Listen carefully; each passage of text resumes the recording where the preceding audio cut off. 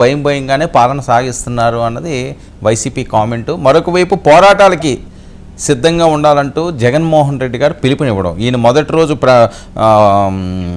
పాలన మొదలుపెట్టిన రోజే ఆయన క్యాడర్కి దిశానిర్దేశం చేయడం, 2029లో వైసీపీ అధికారం అని చెప్పి జలసత్వాలు నింపుతున్న నేపథ్యం. వర్మ గారు, మీకు అదేవిధంగా ప్యానెల్లో ఉన్నటువంటి పెద్దలకి, డబల్ టీవీ వీక్షకులకి హృదయపూర్వక నమస్కారాలు తెలియజేసుకుంటూ, వాళ్ళు ఇంకా అప్పుడే అధికారంలోకి వచ్చిన మేము దాన్ని కూడా అంటే వాళ్ళకి కొంత టైం ఇవ్వాలి, లేకపోతే వాళ్ళు ఏం చేస్తారో చూడాలనేటువంటి ఆలోచన కూడా పెద్దల మిత్రులు వెంకటేశ్వర రెడ్డి గారు పోరాటం తర్వాత వాయిదా పడిపోయిందని ఏదేదో పెద్ద పెద్ద మాటలు మాట్లాడతాం.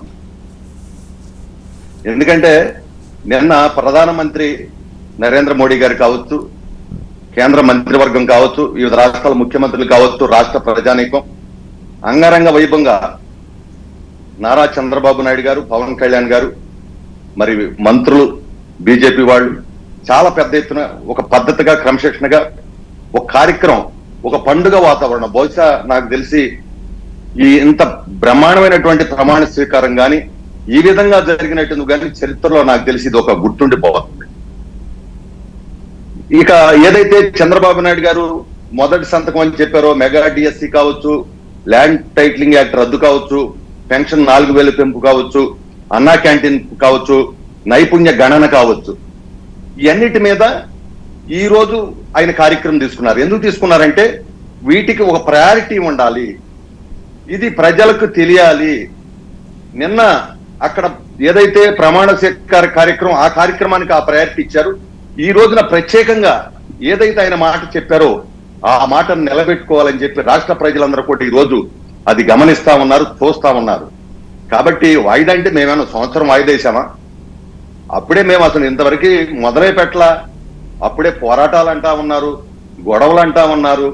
సరే, మేమైతే మేము ఒకటే వరం గారు, చట్టం తన పని తను చేసుకెళ్తున్నట్టుగా రాజ్యాంగబద్ధంగా, న్యాయబద్ధంగా, ధర్మబద్ధంగా చంద్రబాబు నాయుడు గారు కానీ మా పవన్ కళ్యాణ్ కానీ పరిపాలన చేస్తారు.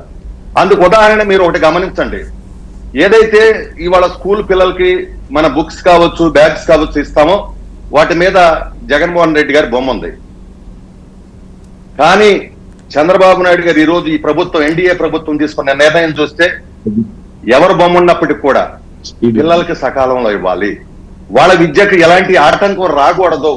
ఎవరు బొమ్మ ఉన్నా కూడా పర్లేదు, నాకు ఆ బొమ్మల పిచ్చలు లేవు, నాకు ఆ రంగుల పిచ్చలు లేవు, నాకుండదు ఒకే పిచ్చ, ఈ రాష్ట్ర అభివృద్ధి, ఈ రాష్ట్ర సంక్షేమం. ఈ రెండే ఆయనకు ఉన్నటువంటి పిచ్చలు. ఈ రాష్ట్ర ప్రజలు సంతోషంగా ఉండాలి, ఈ రాష్ట్ర ప్రజానీకం ఆర్థికంగా అసమానతలు లేకుండా అందరూ సమానత్వంతో అభివృద్ధి చెందాలి, సంపద సృష్టి ఉండాలి అనేటువంటి ఏకైక లక్ష్యంతో కేబినెట్ కూర్పు అంశం అన్నది గురుమూర్తి గారు ఎలా చూడాలి? కేబినెట్ కూర్పు అనే అంశం అన్నది కొత్త వాళ్ళని తీసుకోవడం, మొదటిసారి ఎమ్మెల్యేలను తీసుకోవడం, యువతకు ప్రాధాన్యత ఇవ్వడం, ఇది నీ విజన్ 2029 విజన్ 34 మీరే చూస్తారు.